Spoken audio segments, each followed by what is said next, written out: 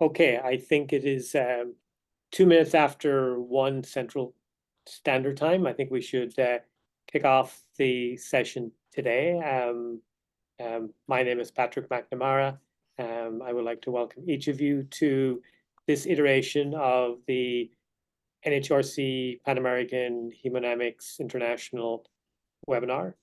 It is my deep pleasure and honor to introduce Professor Luke Mertens, who is the section head of echocardiography and co-director of the pulmonary hypertension program at SickKids in Toronto. He is a full professor of pediatrics and senior associate scientist, has published well over 400 peer-reviewed manuscripts and has a Scopus H index of 63. His research focuses on the development of novel, non-invasive imaging techniques and translating these into clinical practice. It would be remiss of me to not remind this group that part of the reason we are here today is Luke. And I fondly remember the day in Toronto when Luke came to my office, and Luke will remember this well.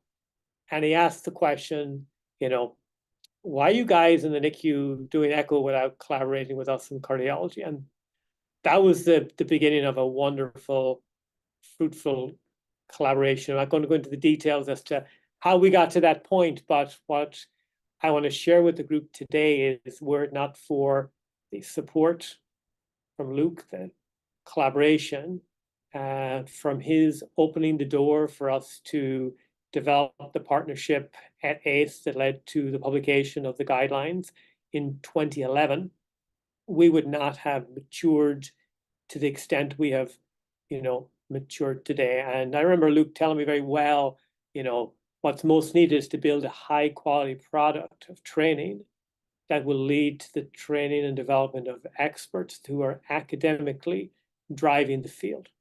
And for that, Luke, I thank you. So without further ado, I will kind of hand the reins over to Luke, and hopefully this will be a very fruitful session. So thank you, Luke, for taking the time. I know you're busy. So thank you, Patrick. Thank you for the very kind words. And yeah, definitely. And I'll give the perspective on the history a bit, so that you understand a bit where we came from and where cardiology came from. And when I met Patrick at SickKids, when he started doing the work, I think it started to be a wonderful alliance, and it's wonderful to see how the field has evolved over the years. And I know I've not always been easy, and definitely put a whip on you guys, but I think it resulted in something really nice. And what I would like to do today is to actually oops. Hopefully now I don't lose. Yeah, that should be okay. You see my screen? I think so. Should be okay. Yeah, I can see it nicely. Okay, wonderful. So what I'd like to do is kind of give some background on the evolution and where I see the field going. I have no relevant disclosures related to the topic. So I will give a little bit of an historical perspective on the use of echocardiography in congenital heart disease. Talk a bit about the challenges of the growth of a novel field of neonatal hemodynamics, and what were the factors actually that actually contributed to the success of the field as it developed over the years, over the last probably 20 years, and try to give some food for thought for future perspectives. And if you think about kind of echocardiography, it's a wonderful evolution over the last 70 or so years. Echocardiography has been driven by evolution in technology and computing, and a lot of the innovations we have are related to innovations in technology and computing at the same time, because they interact. Echocardiography was early adopted as a major diagnostic technique in cardiology and congenital cardiology, but you will see the early adaptation took time, and a lot of time was spent into validation of the technology before patients were actually sent for open heart surgery based on echocardiographic diagnosis only. And I think that was a major factor in pushing the field of neonatal hemodynamics to reflect carefully on this validation phase. Echo was adopted and is exploding right now, given that you have those smaller devices you can put in your pocket, you can connect to your phone, and you can get an echo images wherever you are. And whatever you want to scan, basically, if you have one of those portable devices.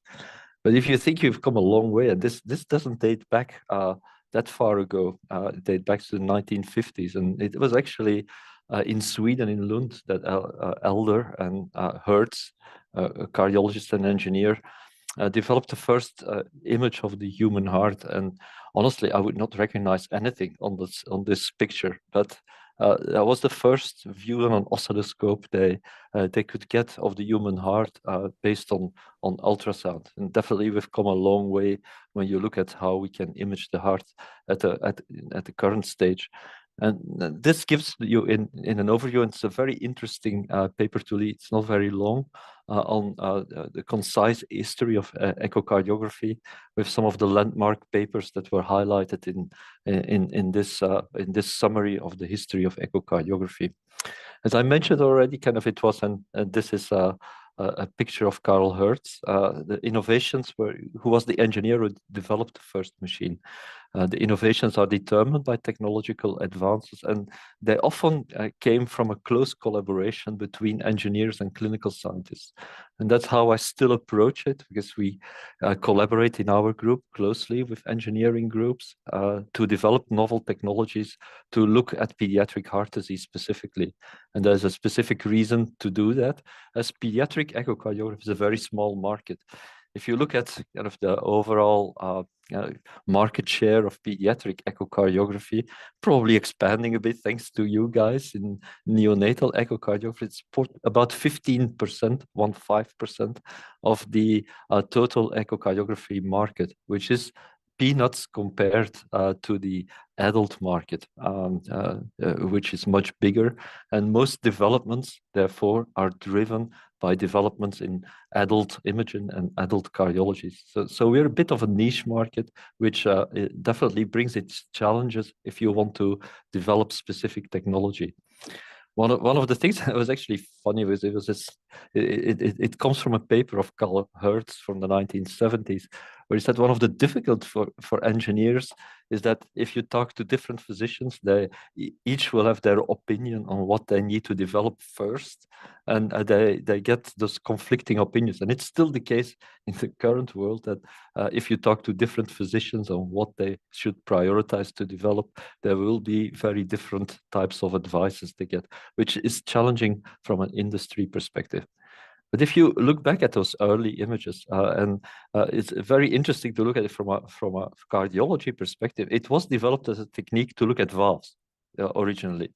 And that actually co-occurred in the 1950s with the start of cardiac surgery in general. And that was driven by Walter Lillehei in Minnesota, who did the first open heart surgeries, first on cross bypass, and then they developed in parallel in Minnesota as well as in Texas the bypass machines that allowed to actually do open heart surgery. But obviously, if you want to operate on hearts, and the first operations they did were basically mitral valve surgeries, you wanted to have accurate diagnostics, and that was challenging at that time. So they started looking at mitral valve motion, and the first MOs were MOs of mitral valves, and the first publications you see in echocardiography were all related to study mitral valve motion. And it took until the 1960s when Harvey Feigenbaum said, oh, well, if you can look at valves, you can look at ventricles as well. And so this is one of the first MOs generated of the ventricles, where he started doing measurements. And this is an example of systolic anterior motion of the mitral valve in patients with hypertrophic cardiomyopathy. So, and it took about 20 years until two-dimensional echocardiography was developed in the 1970s. But in the meantime, and this is actually one of the first applications in neonatology, there was an M-mode and was work done first in the group of Lund again in Sweden, because they had the first scanners. And then Norman Silverman was one of the pioneers in neonatal echocardiography. And this is one of his first publications on PDAs, where he looked at the effect of PDAs, and you can see before and after closure. A parameter we still look at is the ratio of left atrial size versus aortic size. So the LA dilatation, which we all well know in PDA patients, was first described by M-mode by Norman. And then echocardiography quickly became a routine technique to look at heart structure and function in neonates. They learned a lot in those days. They looked at AV valve motion. And this is just an example of a patient with ASD, where you see that the tricuspid valve motion was much bigger compared to the mitral valve motion, and much faster. It's related to the higher flow, because they could not measure flow at that time. And this is an example of how you could look at sizes of ventricles by M-mode and patients with a variant of hypoplastic left heart syndrome. So those were the type of images we had. And you have to recognize pioneers in your field. And David Sahn, who used to work in Portland in Oregon, was he was a pediatric cardiologist, and he's one of the true pioneers in 2D echocardiography. He read a paper of a group in Rotterdam where they built the first two-dimensional machine. He moved to Rotterdam to start scanning kids with congenital heart disease for the first time. And he started the field of basically application of echocardiography, 2D echocardiography, for the diagnosis of congenital heart disease in children. And what they did, since the pioneering work by David, they started validating. They started validating 2D diagnosis versus the gold standard of echocardiography. And that took a long time. It took 10 to 15 years of validation work, where they looked at 2D images and related the 2D images to angiography for the diagnosis of congenital heart disease. Doppler echocardiography was developed later, and it was almost parallel with 2D echocardiography. It was developed in Norway by the NTNU group in Trondheim, still a major engineering group for development of echocardiographic technology, and still one of the leading groups in engineering in the world in general. So Liv Hadley, who was an adult cardiology, is truly the pioneer of Doppler echocardiography, and had the privilege of working with her for 3 years when she worked in Leuven in Belgium, and she was a true fascinating researcher.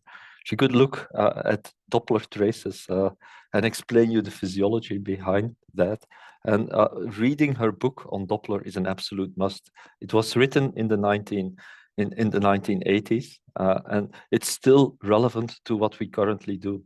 It actually is the Bible of Doppler ultrasound. And if you want to understand Doppler in depth and how it varies, how it's influenced by different factors, you really have to read Liv Hadley's book, which I consider still the Bible on Doppler ultrasound. She described in detail all the different patterns, how they change in different pathologies, and how you can interpret physiology based on Doppler. Just to give you an example, and this is a slide I borrowed from a presentation from her,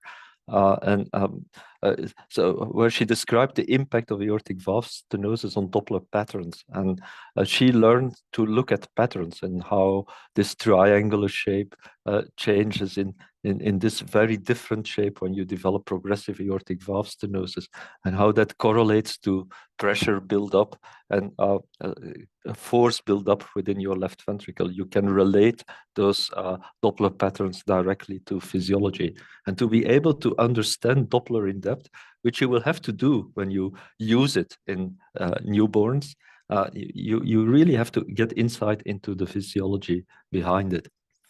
It took another 10 years, 20 years almost, before color Doppler. You take it for granted. It took a long time before color Doppler was developed. And at first, kind of pioneers of echo didn't like it. I still, Norman Silverman made a remark on color Doppler echocardiography. He didn't like it at all because he said it hides the anatomy behind the color. But it's a combination of cross-sectional and color Doppler interrogation that allowed to display smaller shunts, like smaller ASDs, smaller VSDs, and the combination of Doppler and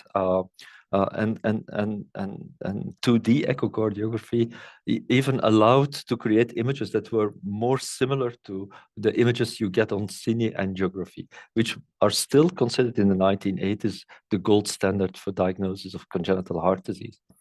So then there were some further improvements, and it's again David Zahn who pushed the field into developing. He pushed industry as a pediatric cardiologist to develop high frequency probes that were developed in the 1990s. Before that, the highest frequency we had available was a 5 megahertz probe.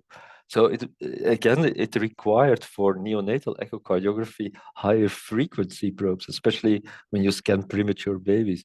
If you put a 5 megahertz probe on a prem baby of 400 grams, you basically don't see anything. The resolution is not high enough. So you need high frequency probes to see the detailed images you currently get. And so that resulted in development of high frequency probes. And currently, you have available 12 megahertz probe, but that took a while for industry to develop that. So, and it took until, if you see 1953, the first image, 1970, the first two-dimensional echocardiographic machine was produced. But it took 20 years almost before pediatric cardiology started using Doppler echocardiography only to proceed as the main diagnostic technique to proceed with open heart surgery procedure without performing diagnostic catheterization. So that's how long it took from innovation and validation at the same time. So it's not that pediatric cardiology kind of all of a sudden looked at this invention and just quickly introduced it into the field. It took years of academic work and validation before it actually was used as the only technique for therapeutic decision-making in patients with congenital heart disease. So there were further technological development that are relevant, especially for congenital heart disease and neonatal imaging. For you, the neonatologist, development of transesophageal echocardiography is probably less important for us as congenital cardiologists. It was a revolution that you had pediatric TEE probes available and that were progressively miniaturized. And it only took until last year that we had, for the first time, 3D transesophageal probes. So you see how long it takes to develop those things specifically for our fields. Tissue Doppler was developed in the 1980s, so people sometimes still refer to it as a novel technique. It's more than 40 years old. But it took time before it got clinical use. Strain is the same. It was introduced in the 1990s with first tissue Doppler-based strain imaging, with speckle tracking developed around 2005 with the first publication on it from an Israeli group. So if you still call speckle tracking a novel technology, it's 20 years old. So it's not new at all. It's been around for 20 years, but it took time to validate the technology, to show its clinical utility before it got into routine clinical practice. And from discovery to routine clinical application, I say it typically takes 20 years for a technique before it is accepted in our field. So pediatric echocardiography developed as a subspecialty within pediatric cardiology, and it is part of the training of a pediatric cardiologist. So it typically requires at least 6 months of training within a pediatric echo lab. And over the years, our field developed specific guidelines by different professional organizations. And in the beginning, it was the cardiologist who performed echoes in the NICU. The typically, the more common indication obviously were CHD, PDAs, pulmonary hypertension, suspected cardiac dysfunction. And it took until the 2000s before neonatologists showed interest in performing their own echocardiographies. And sometimes you have limited access to pediatric echocardiography. You also realized that there were some limitations in the traditional hemodynamic monitoring, which mainly consists of measuring blood pressure. You saw that field emerging in the years 2000, and this was a paper called Functional Echocardiography, an emerging clinical tool from the Australian group, Martin Klukov and Nick Evans, who are real pioneers in neonatal echocardiography. So the principles are, and you're all familiar with it, it's performed by a neonatologist mainly for functional assessment, and you try to integrate this echo information into direct therapeutic decision making. There have been different names around, and I think that some people prefer the term targeted neonatal. That's a term we chose at the time we wrote the first North American guidelines. The Europeans prefer the neonatologist performed echocardiography. I don't like that term because it stresses too much the one who is performing it rather than what you're actually scanning. Typically, we talk about the technique we use rather than the person performing it, because I don't think the person who performs it is really relevant for what you see on the image. So the initial pediatric cardiology reaction in our field was, this is not going to happen, because there was a lot of territorial defense, because it was seen as a cardiologist's privilege to look at the heart, and there was no way neonatologists would be able ever to do that in an intelligent way, because that's definitely a cardiology privilege. So that took a lot of time to overcome that territorial reaction that was present in our field against the development of a neonatal hemodynamics field that would use echocardiography instead of kind of cardiologists performing that. So that took some time, and I see here the young, enthusiastic Patrick McNamara to the wise person he currently is. So that took some time of a development of a program of this targeted neonatal echocardiographic program. So now what you need to grow as a field in general, especially when you develop those novel fields, you need to have a specific scope. You need to do the validation of everything you do, and especially in echocardiography, validation of the measurements, the validation of the clinical utility. Then you can start thinking about what it takes to train people to get to a high quality scan. And those are the discussions we initially had. Can we define the scope? Can we validate? Can we validate the clinical utility? And can we design a training program that makes sense and that will result in a high quality standard of neonatal scanning, so that patients are not exposed to people who don't have the expertise, because you are an intensive care unit and you will make critical decisions regarding patient management. So you have to make sure that the information you use for making those decisions is as accurate as possible, and you're also able to interpret them as accurately as possible. We all have limitations, and all technologies have limitations, but that's the actual goal of what we do. So the scope was kind of that you find in the initial guidelines and the follow-up guidelines. It's kind of the scope you're all familiar with. And defining scope is really an important topic, because there's always, in whatever we do, a danger of scope creep. And that's why it's really important to recognize limitations as well. And that results in defining that overlap between neonatology and cardiology, and clearly defining the boundaries where cardiology involvement is clearly needed, resulted in this collaborative programs between neonatology programs and cardiology programs. First, we recognize that you guys have developed the expertise to do what you do. And then we have specific expertise that goes beyond that when there is a specific cardiac problem, like congenital heart disease, cardiomyopathy, cardiac arrhythmia. So, but the danger of scope it's real, because you could say, why don't we look at everything by ultrasound? And you see that in the POCUS development, and why not look at everyone and everything? So and that's a danger we identified from the start of the field. And that's why it's so important to avoid and clearly define what your scope of practice is, so that you don't go beyond your scope of practice, because there's no benefit, nor for patients, nor for for the field in general. One of the problems we were faced with is the problem of critical congenital heart disease. And it's not that frequent, luckily. There's only about 2 in 5,000 babies that are born with critical congenital heart disease. The overlap is that in what you try to do, it presents with hemodynamic instability. There can be upper-lower body saturation differences that you can also observe in pulmonary hypertension of the newborn. And there's definitely overlap between different problems.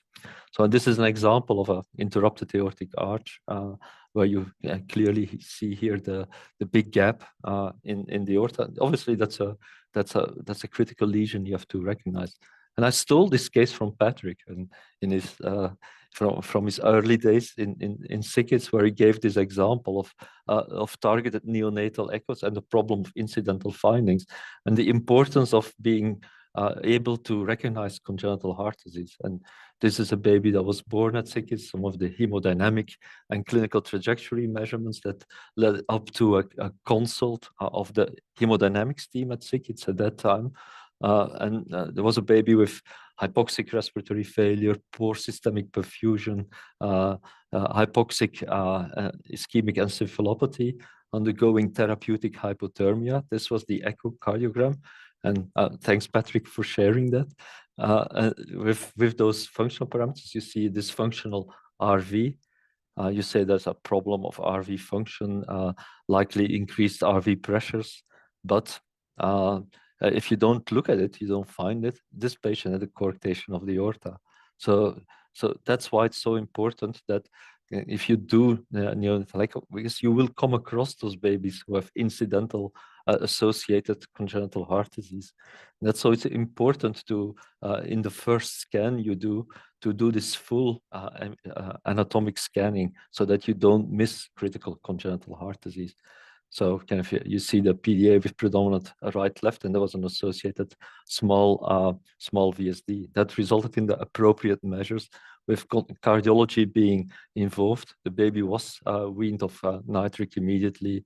Prostaglandins were started, and epinephrine was started to support RV function.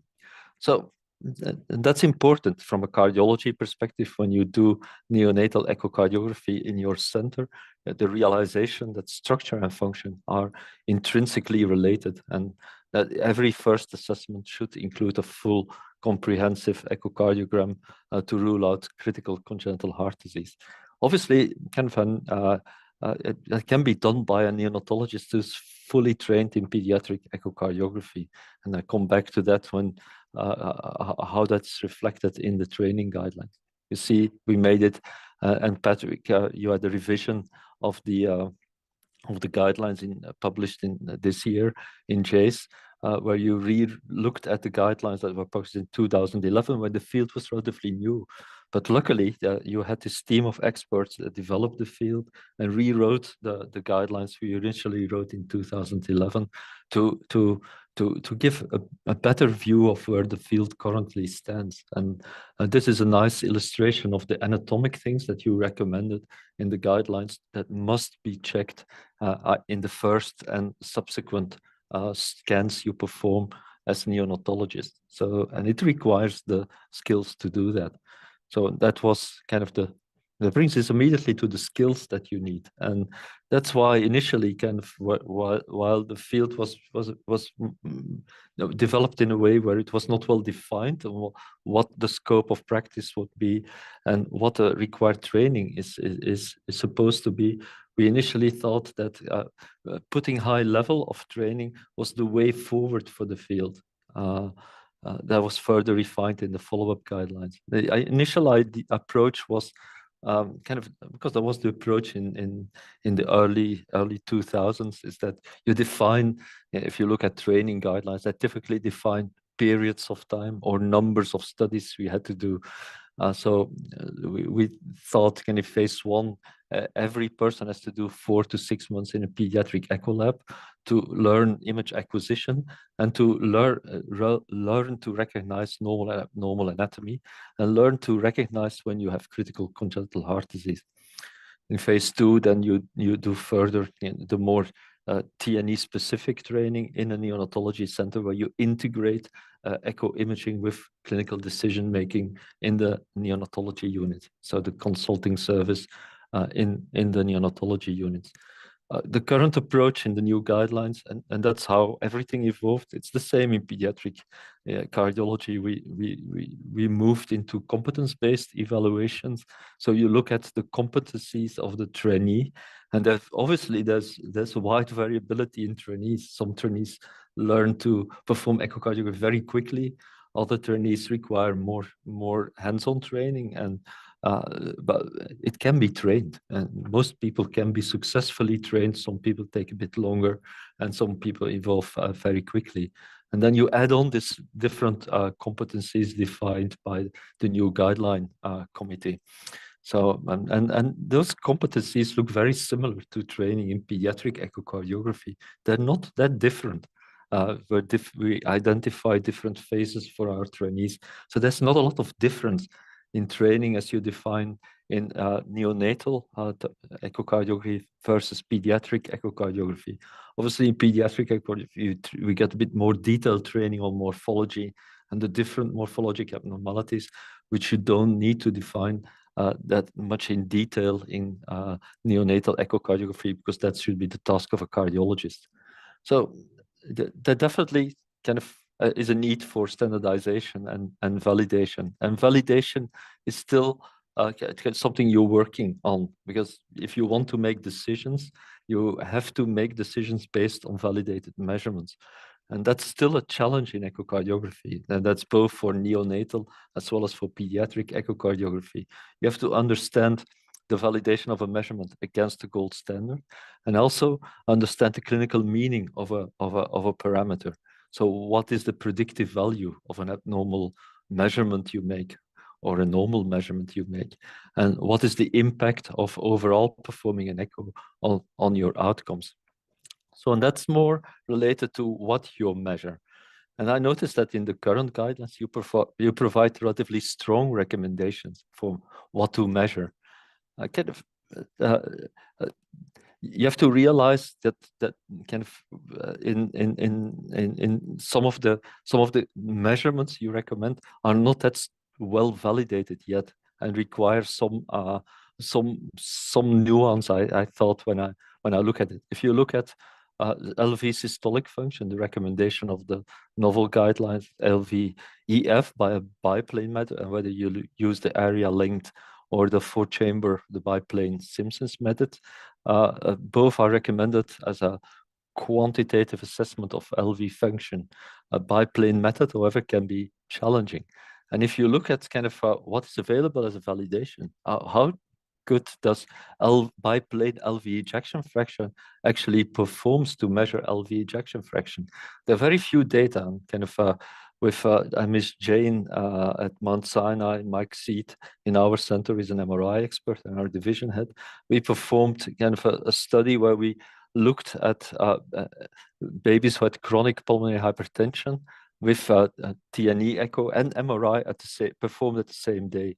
So we had MRI measurements and T&E measurements we could compare. Then we could perform a correlation analysis. If you look kind of at LV ejection fraction, kind of a biplane Simpson, we don't find a significant correlation between the LVEF by MRI and the LVEF by echo.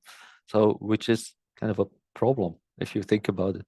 And it could be related to kind of some of the resolution of MRI, because echo is actually better at a high resolution compared to MRI, but still it should be correlated. The measurement that correlates, interestingly, is the Tychel's formula. So definitely there's some work to do on how we optimize things. If you look at RV systolic function. You look at TAPC, fractional area change, RV outflow measurements. But how well do they perform when you look at RV ejection fraction measured by MRI?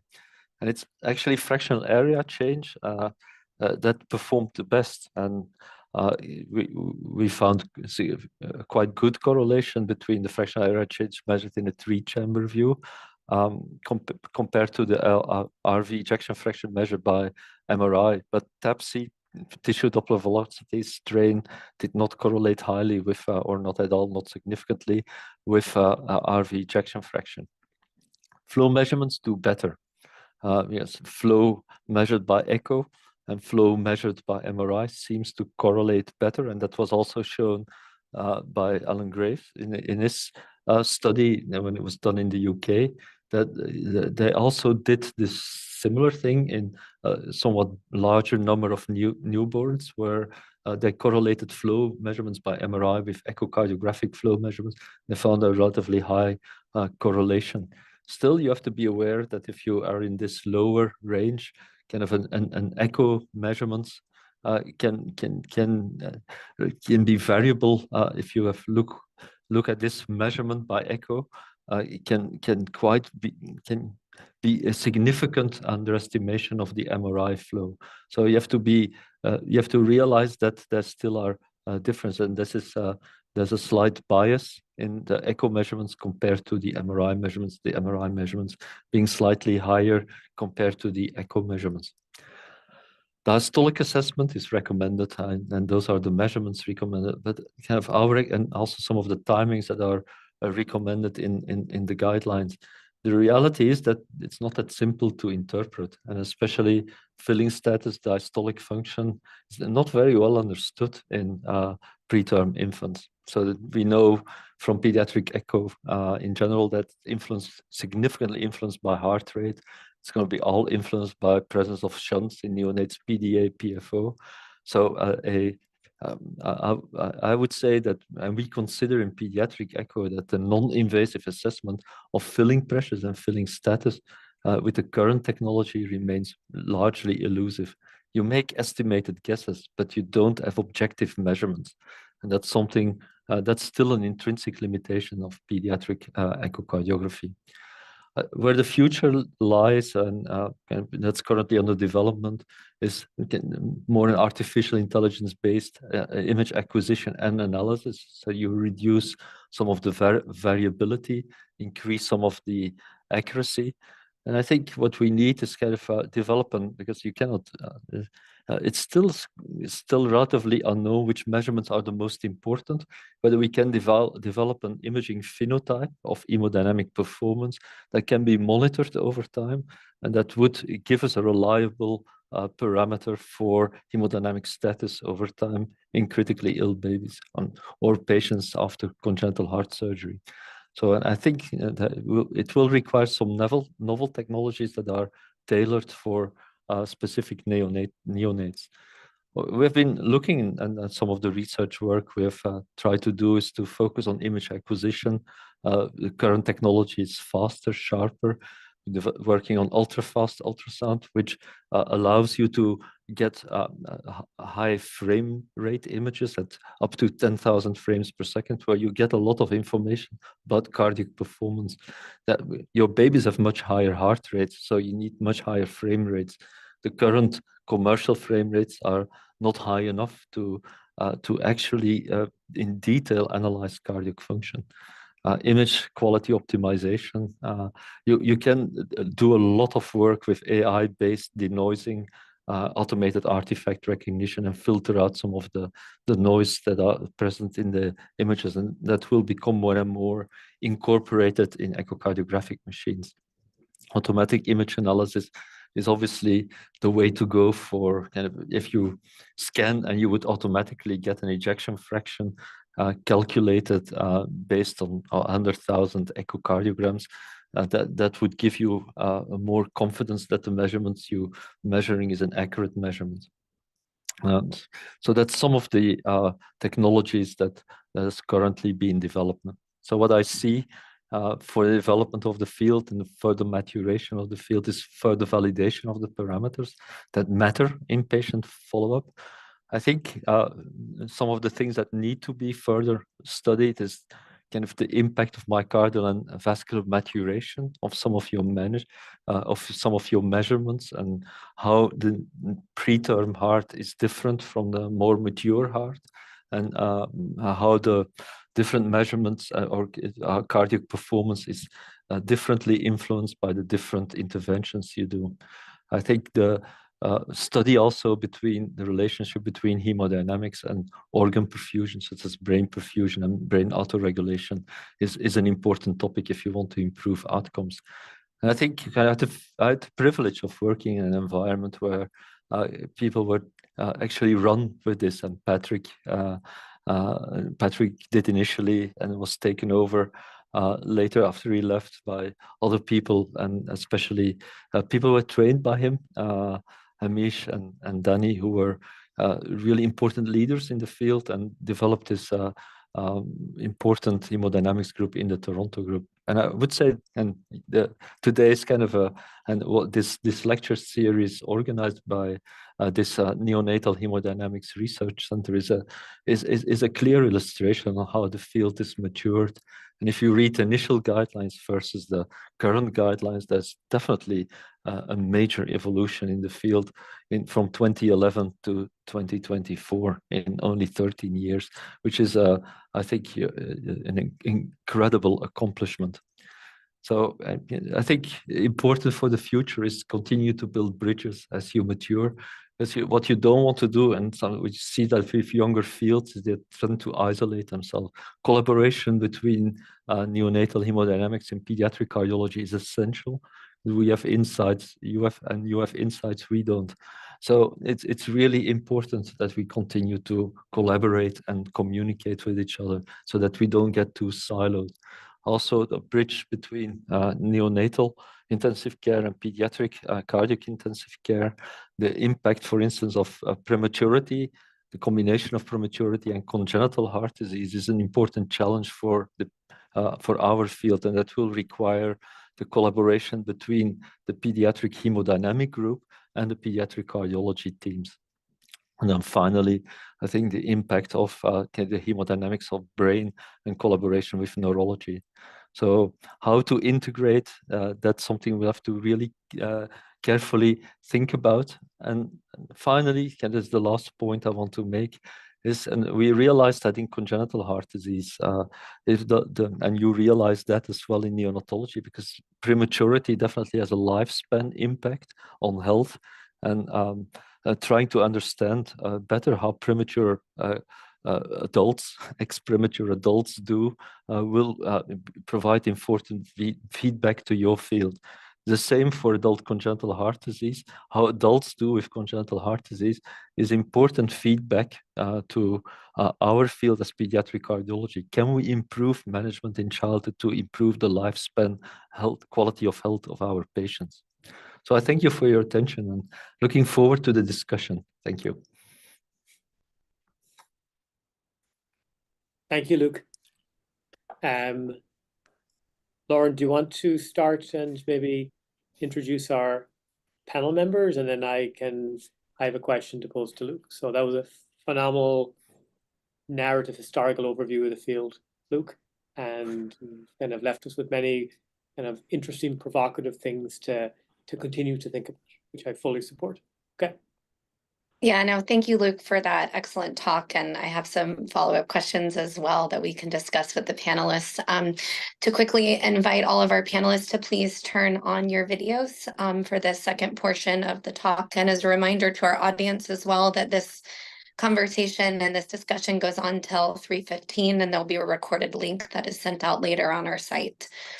So just to introduce briefly our panelists, we have Audrey, who's an assistant professor and hemodynamics specialist at CHU de Quebec. She's also very interested, and her research aligns with management of acute and chronic pulmonary hypertension and BPD. We have Stephanie, who's from the University of Iowa and one of the pediatric cardiologists, to join us on this call. She focuses a lot on imaging and fetal cardiology and fostering collaboration with multidisciplinary fields. So very great for this type of conversation. Also Shazia, who was one of the leaders and the writers of the new guidelines that just came out. She's a neonatologist and a cardiologist at Emory. She also focuses a lot on pulmonary hypertension and BPD. And a big area of her focus is also on point-of-care ultrasound as one of the chairs of our National Point-of-Care Ultrasound Collaborative in the United States. And then lastly, Wyman may be able to join us at some point during this call. He had multiple other engagements today from a clinical perspective, but he is a cardiologist at Chalk in Orange County. He's also one of the writers of the recent guidelines that came out, and he co-chairs our special interest group through American Society of Echo. So thank you everyone for joining us, and we'll get started with this conversation. And knowing Patrick, he's probably going to want to take the lead on the first question to start us off. Well, it doesn't have to be me, but I've got something, that I want to build off the discussion. I think the laying the foundation for this field, I think, is really important. And I haven't said this to Luke before, but when we started to train the neonatal hemodynamics people initially in Toronto and Iowa, we wanted them to image to a better quality than our pediatric cardiologists. That's the standard we set, because we knew that, essential to the decision-making process is going to be that the quality images need to be of a sufficient standard, that whatever measurements you do, that at least they're in the setting of high quality imaging. So that aspect of training individuals was vitally important. Now, Luke talked a lot about the validation. I think it's really, really important that we're kind of, we've started that journey. We're not at the end of that journey. And I would add to this that in addition to the validation, the other key piece that there are still major gaps is normative data, particularly at the limits of viability. The infants born between 21 and 24 weeks gestation, there's very, very little data to guide practice in terms of, normative data. But my question for Luke, and the one thing that we've learned over time is that, no single measurement is ever going to be perfectly reliable. And a lot of our evaluations are built on the multi-parametric assessment and multiple things going in the same direction, giving us more confidence that perhaps it means something. But no one knows better than you kind of the nuances of actually how to validate. And the question I have is, what is our best gold standard? You alluded to the fact that we have MR, but it's also imaging, and MR is only as good as the quality images that are, obtained.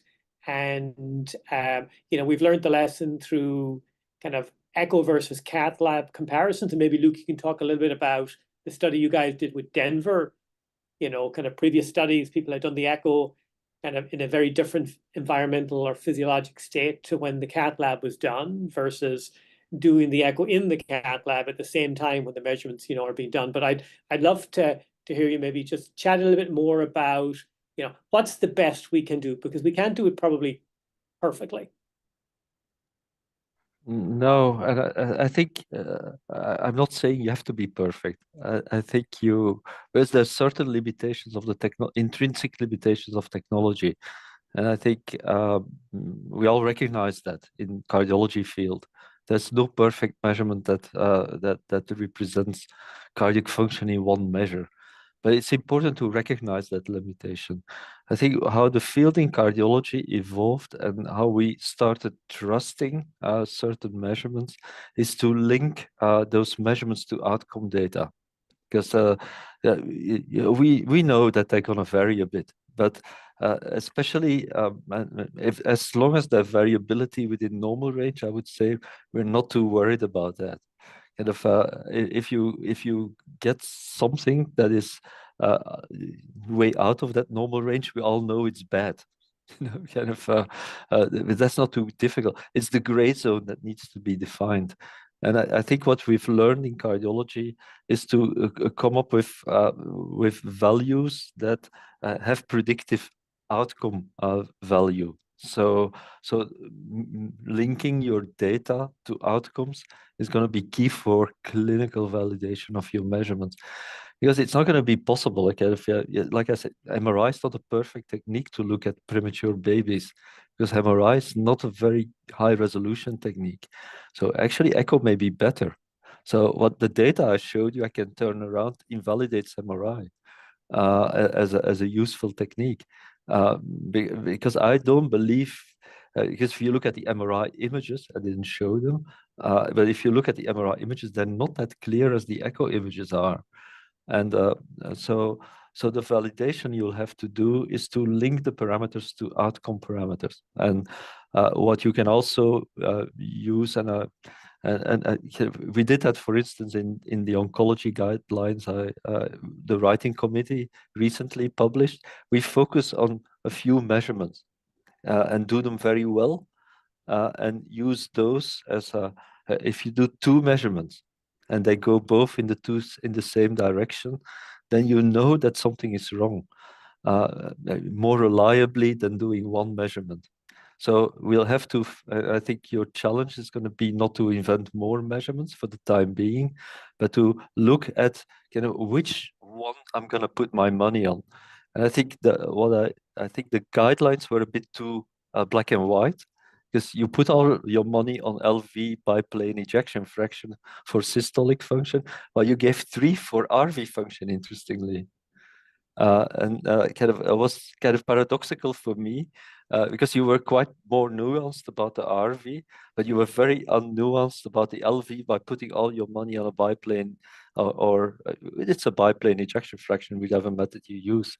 So, and I think that's where you need to validate that to make sure that's the right thing to do. Yeah. Yeah. Excellent point. Yeah. Laura.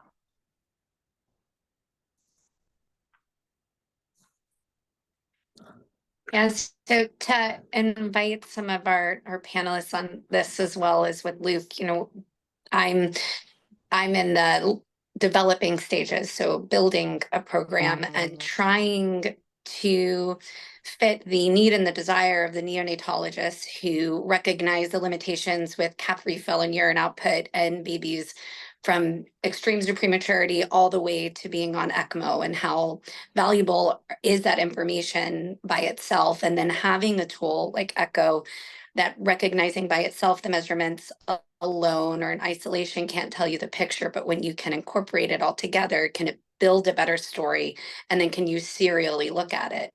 So how do you kind of bridge that gap between neonatologists really needing this and wanting this, but recognizing the limitations, and then cardiology having all of this expertise and experience over 20 to 40 years of relying on a measurement and then later realizing its inaccuracy, trying to find a way to discuss between the two groups of, yes, there's the lack of the data and the lack of the validation that we really want to have. However, there's the actual real need of the baby in front of you and trying to use all of the tools. Any guidance that you have kind of from a cardiologist perspective of how to kind of bring that collaboration together? I think, that's how we have, I think, traditionally try to approach it here, is to have that open conversation when you really have a challenging problem. Kind of, Yeah. I think we wanted to be available to discuss cases together. And I think there's a danger if you isolate yourself as a TNE group in the neonatology, in neonatology only. There's a danger that you isolate yourself too much. And I think as a cardiologist, I think the days, and I on purpose put that slide in of tutorialism, because it was, I think in some centers it still is a problem, that it's seen as threatening to cardiology. But I think we have to get over that, because it's not. In reality, I think there's no competition. Yeah. And Let me Shazia, no, sorry, Patrick. Let me just ask Stephanie. I think it'd be a good segue to get Stephanie's thoughts on this coming into a program from outside, not having seen hemodynamics before, because, you know, Luke's comment, I think, is very important. And certainly when at the ACE meeting last week, you know, that was the feeling and the theme for many leaders in the field, that we're all on the same team. We just have a slightly different focus, but we passionately care about doing the right thing for our patients and studying it. Mm-hmm. But that's not always the opinion. And there are some individuals that have very strong opinions, but not necessarily having immersed themselves into the field or into the literature. I would say, like, that part, you know, I put up a slide last week showing that over the last 10 to 15 years, there's been an explosion in publications in the field of neonatal hemodynamics, which is very much driven by neonatologists. So. Yeah, so I came from an outside perspective. I've never really worked directly with neonatal hemodynamics NICUs before I came to Iowa. And so a lot of the NICUs rely on cardiologists to really guide the care. But I will say a limitation to cardiology is we don't do the frequent dynamic targeted neonatal echoes that the neonatologists that are trained in echo do. And I think it's a really interesting way to take care of a patient, because you're putting together the complex acute care of this premature infant that is in the ICU setting. They're very sick, and you're trying to do targeted therapies based on what physiology you're dealing with. Because I think what was highlighted and what we've seen is some of these infants are in shock. And then that turns into severe pulmonary hypertension, which then can turn into, as you treat the pulmonary hypertension, too much shunting from the PDA as it transitions into a significant left to right shunt that the baby cannot tolerate, and then has poor systemic steal, like has systemic steal significantly that you deal with. So I don't think cardiologists think about patients in that way, because we're not echoing patients in that way. We do not do multiple echoes in a day. That's not our typical workflow. And so to think about someone who's willing to do that many minute-to-minute imaging studies in one day, it really does highlight how dynamic these babies are, with the caveat that they have structurally normal hearts. I mean, we're dealing with physiology that's really complex because we're trained to do congenital heart disease.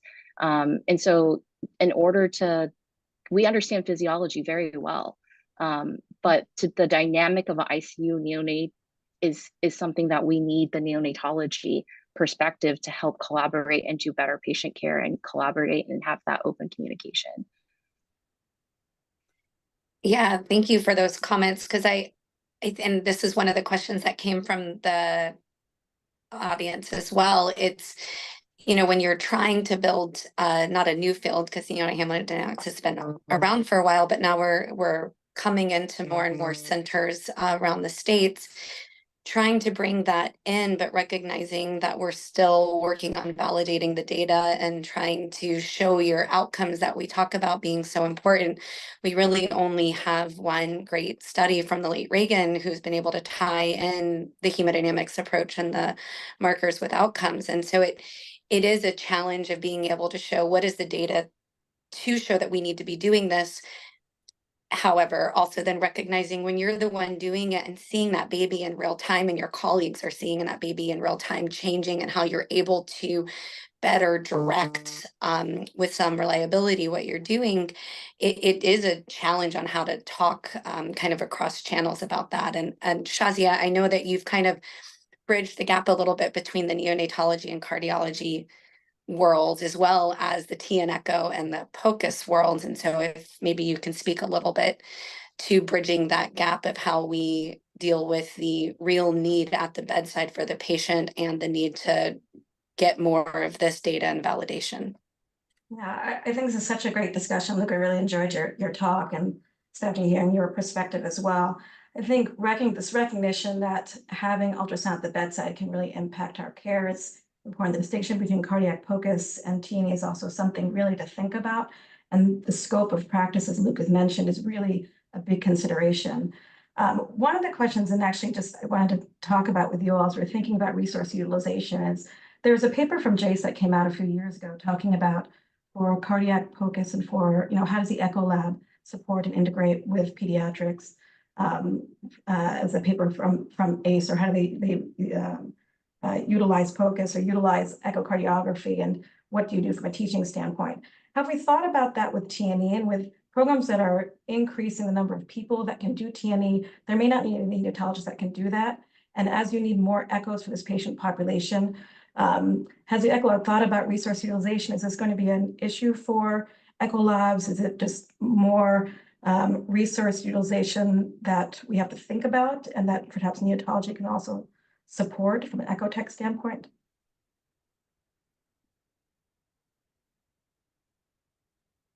Shazia, had you directed that to someone in particular? To Luke and Stephanie, really, to think about, just from, if we're going to think about doing TNEs and we recognizing this is going to be important to do, then is there concern or is there consideration that we need to think about resources from a cardiology standpoint? Yeah.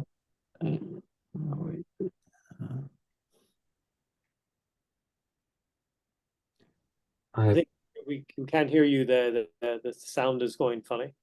Yeah, just a second.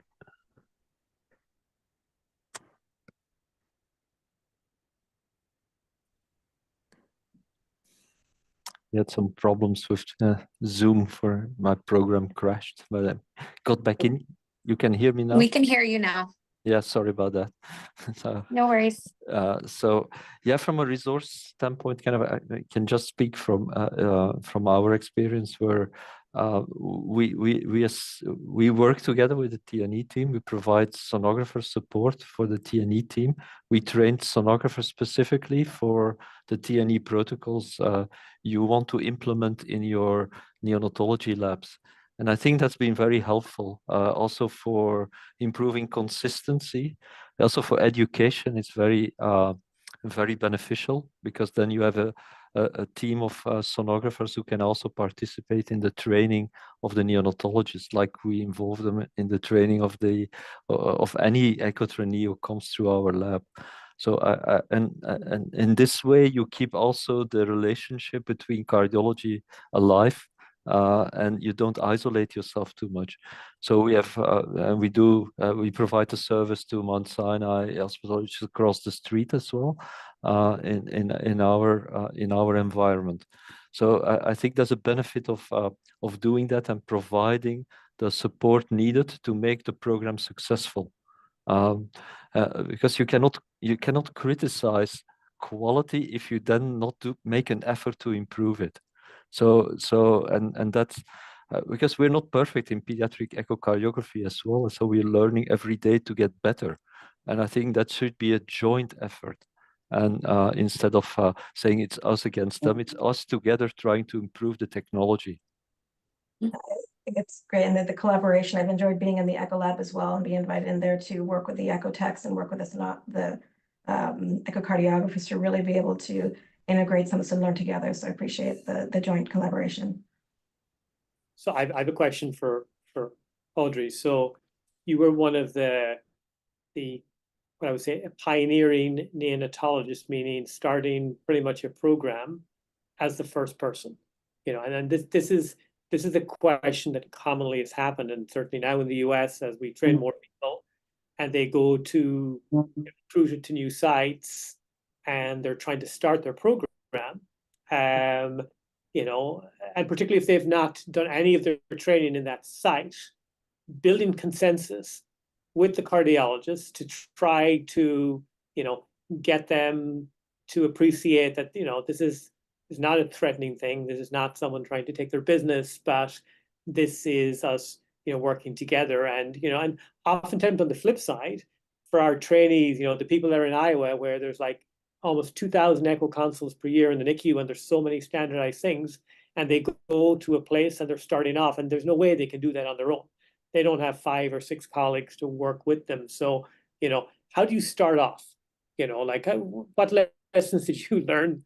And you probably slipped, and you probably, had some challenges, but these lessons are important for people out there, in trying to, to guide the development of the program. So I'd love to hear your thoughts on that.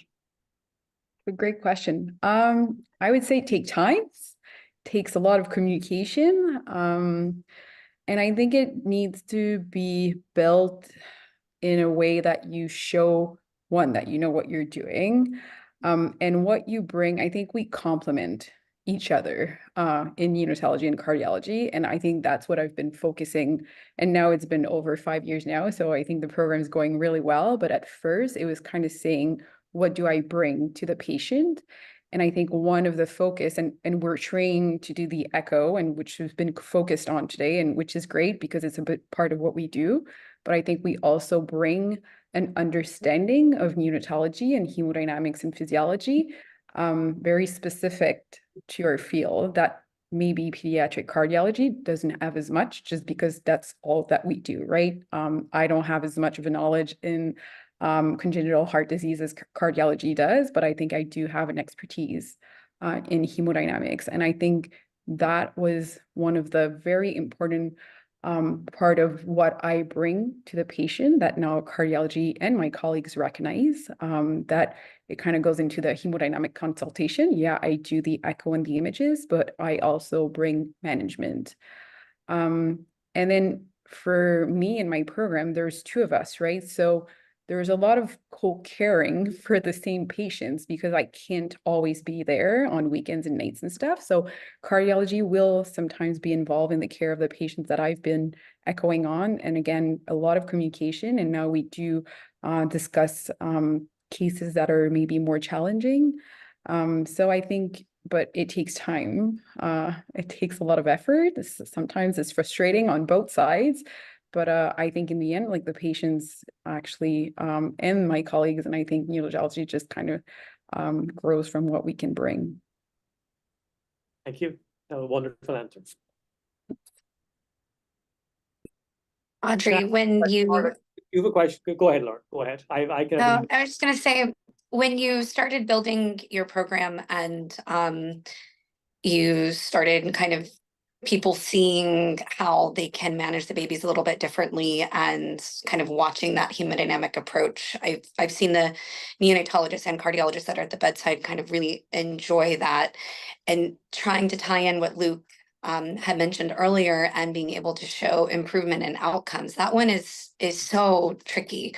And I think in part because we still put babies on ECMO, even though we do it less now with the hemodynamics approach. They still go on ECMO, and when they're on, they may be sicker than before. So how do we show that that worked or didn't work? The tiny baby team at my institution is already so great bringing in hemodynamics. How do we show that's helping or not helping when so many other things are going on? And so I guess to start with you, Audrey, how did you, and I'm asking as a very personal question, how were you able to kind of show the outcomes, the actual outcomes, not just the feeling that you did a good job and the baby's doing better, but an actual outcome that you can go back and say, look at what we've done? Again, I think so there's individual care. Yes, sometimes the baby will improve, and then there's the research part of it. And I think that's another big part of what we have to do. And I think we've been doing, like it was mentioned earlier, like very well. And I think it's a field that has so much research and clinical research going on. And I think we just need to keep going. And I do try to sometimes even locally, like just kind of go back to our cases and try, like we published, it's a small series, but how we've been using vasopressin in acute pulmonary hypertension at our center. So I think like by doing that, like, and how it's like, we feel like it's improving, but then when you look at the data, it's actually improving the patients. So I think that's part of it. And I think it's not only at the individual center, but like obviously collectively, I think having the research definitely helps, showing that what we do does improve care. Yeah, and for Luke, one of the questions that came out from our audience was trying to get these collaborative studies together between the neonatologists that are doing T&E and the pediatric cardiologists that do echo but are also involved in neonatal intensive care. hearing some of the things that Audrey is talking about in terms of those case series, and I know that we're working on designing larger trials, any kind of low-hanging fruit thoughts that you have of studies that we can do together to really kind of benefit both of our fields? Yeah, as you correctly mentioned, the outcome studies are challenging, and that's not that's not only for you, because we have the same problem in congenital cardiology in general because of the high variability we have in our patients, and that's exactly the same problem for you, because every patient is unique. They present with a unique set of problems. So, and there's never going to be a one single answer that's going to make a huge difference in their outcome. And that's where medicine has become. It's not going to be a revolution. You have to show what the incremental value. So you also have to kind of set the expectations right. So if you do a study and you want to study the impact of echo, obviously there are going to be a lot of confounding factors. But for the first time, I think what you should stress is for the first time, you will have more objective parameters that you can use to study, to look at their impact of outcomes of babies. So because you have knowledge now by doing the TNE studies, doing the functional studies and doing follow-up studies, you will have trajectories of patients, you will have baseline measurements, you have additional parameters. You can, because if you look at neonatology outcome studies, now they use mainly respiratory outcome parameters.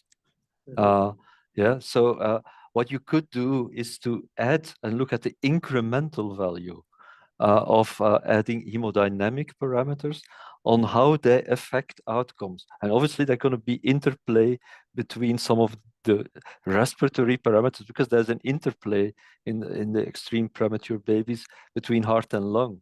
So it's showing the incremental value. It's not, and I think you have to set the expectations right when you do those studies. Knowing that it's like most studies we do nowadays in medicine, it's not going to be a revolution. It's just going to be an improvement in care. And that's going to be easier to demonstrate rather than saying this is going to completely change the outcomes of the babies, because that's not going to be the case. Yeah. So set the expectations right. And what do you expect this impact to be? It's going to be maybe a small percentage in outcomes, but that's important for the survivors now. Yeah. So I think we're almost up, but I got one more question I want to ask, and for both you and for Stephanie, and this is an important one, Luke. Those data are now coming out. We've got the Iowa data, we've got data from Toronto showing the impact of hemodynamic guided care, and I think we're entering into a kind of a scary phase to me at the moment, because many NICUs are seeing this and are wanting to have access to this, and they don't have hemodynamics people. They're liaising with their cardiologists who are, we're too busy, we don't have time, we don't have sonographers, and the evaluations are the human eye evaluation, like the eyeballing, and people are getting frustrated. And what that potentially is going to drive people to try to do backdoor hemodynamics, meaning to try to do some sort of independent imaging themselves, maybe not well trained. And how do we ensure that the path that we have started on, which I think is a very good path, and now we've got clear definition of cardiac polkas versus hemodynamics, how do we ensure as a group that we continue on this journey to make sure that the babies get access to the right care?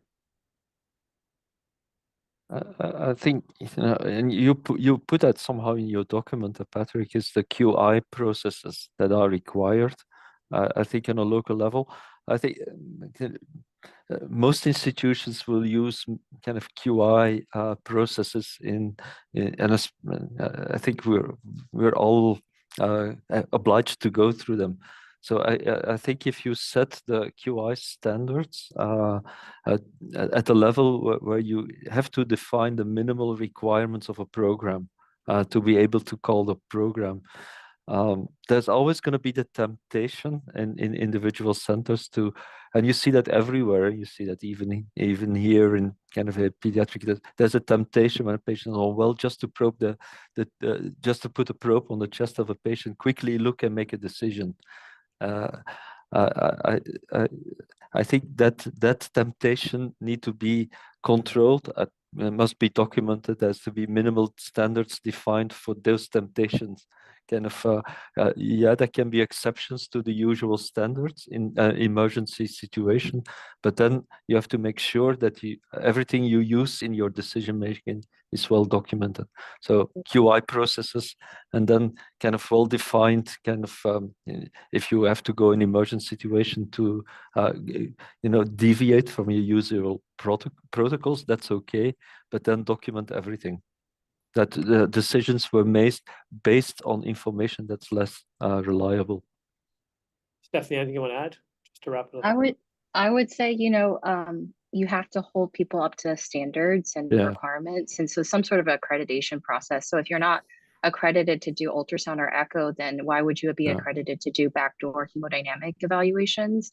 So if you don't truly have cardiology support at this institution, I don't think this community hospital, for instance, should be doing it, because even as a cardiologist covering facilities that are birthing centers that say they can do pediatric echoes on newborns or NICUs, it's not the same standard of echo that we could do at a pediatric hospital system. And those are very difficult echoes to interpret remotely. And so if you're going to say you're accredited, you have to follow certain standards and QI processes. And if you're not going to, then you should not be doing them. And you just have to be strict about who's allowed to do these types of ultrasounds. Thank you. Lauren, do you want to wrap up? Well, I just want to thank everybody for taking the time to be on. And I know we ran a couple minutes over, but it's such an interesting topic of discussion, and definitely one that I think we'll continue to have meetings about and continue to discuss, and hopefully can have a combined NHRC and American Society of Echo conversation about this. So just thank you all again, from our panelists to our speaker, my co-moderator Patrick, and to our audience, that we're all focused on the same goal, which is taking care of the patient that's in front of us and kind of around the world, and really elevating our field. So thank you, everyone. Thank you, everyone. Wonderful. Thank you for the invitation. Much Thanks. appreciated. Yep. Great to see you, Luke. Yep. Okay. Bye.